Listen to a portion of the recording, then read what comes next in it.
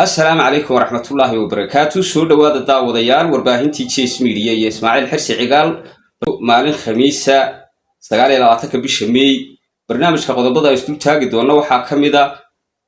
safaaradii Somaliland ku lahayd wadanka Kenya oo xarigii laga jaray maanta yaa ka jaray xarigii madaxweynaha Jamhuuriyadda Somaliland bal qodobada ay qodobo kale oo isku taagi doona waa habeen farxadeed nacabka qacwa ka yeedhay loo qaaday bal muuqaalkan wadila daawan doontaa ugu horreyn waxa ka codsanaya inaad kaga qayb qaadato aragtidaada siyaasiga barnaamijkan share like subscribe waxa idinkaas kaga qubayee bal hadda halkan igula soo dhawo meesha maxaa ka dhacay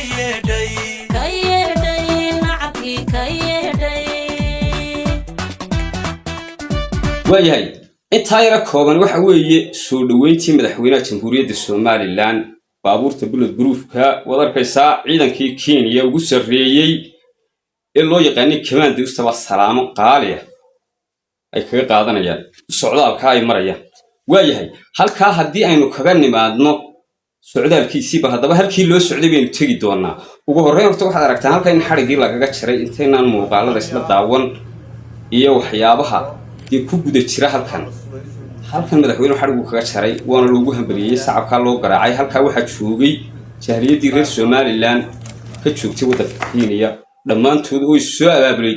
waayahay bal hadaba waxa weeye halka hadii aanu kaga nimaadno xaraka jarkii gudaheeda meesha maxaa gudaheeda maxaa ka socday horta wasiirro badan iyo diblomaasiyiin badan oo uu hogaaminayo wasiirkii macdanta iyo badda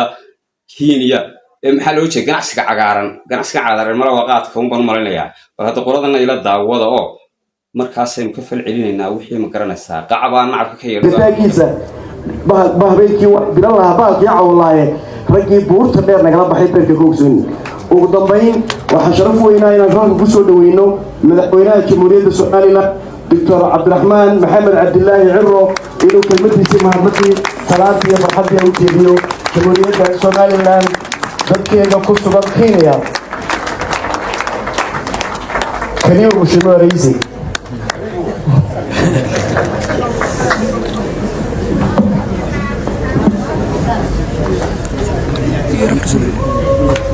بسم الله الرحمن الرحيم بليز فايز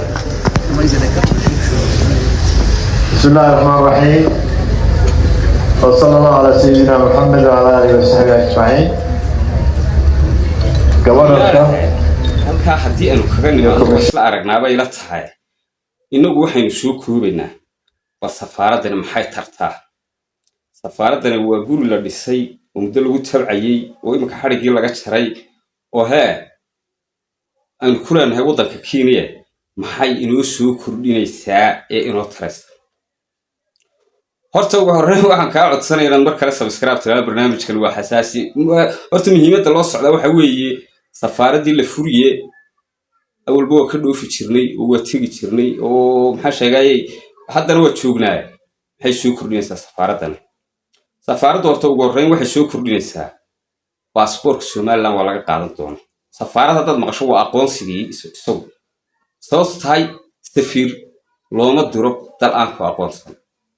safiir looma diri karo xataa qunsuliyad ma waa safaarad baan ku waxay taraysaa horta marka ugu horreysay baasaboorkii Somaliland way ogolaatay in lagaga dhoofo halka in lagu isticmaalo in lagu daabaco in maxay war baasaboorada soo doonto horta waxa weeye ugu horreyn wax allaaliya wixii arrin dawladeed ku xidhma Kenya waxa ilmaada reeyal halkaas la tagaya ana idin tilmaamay waxaana weeye safaaraddu aqoonsigii inuu soo kordhay dal aan ku aqoonsan safaarad kuma furo dadka qofka doonaya Soomaali iyo wax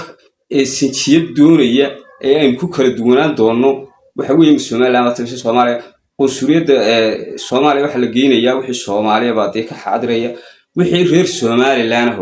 maanta laga bilaabo baasaboorka halka lagaaga fiisaynayay iyo halka aad kaga dhoofayso iyo halka ka qaadanayso maanta waa ku furanta way aqoonsigii Kenya saasaynu ku haynaa way waxa kale oo laga heshiiyay arrimo diblomaasi oo kamid yahay ganacsiyo ayna horaba warag ganacsiga cagaaran waxa leeyahay ayna horaba warag aan waxaan filayno qaadka uu yahay marka waxa weeye arrimo nabadgelyo oo ammaanka la xiriirana waa laga heshiinaya qalinka lagu kala duwanaya arrimo la xidhiidha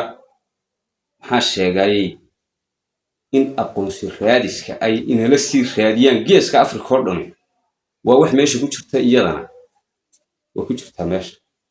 arrimaha ayaa arrimo la mid ah meeshan waa ka soo kordheen barnaamijkan aragtidaada kaga qayb qaadan doontaa waa in salaamaya dhammaantiin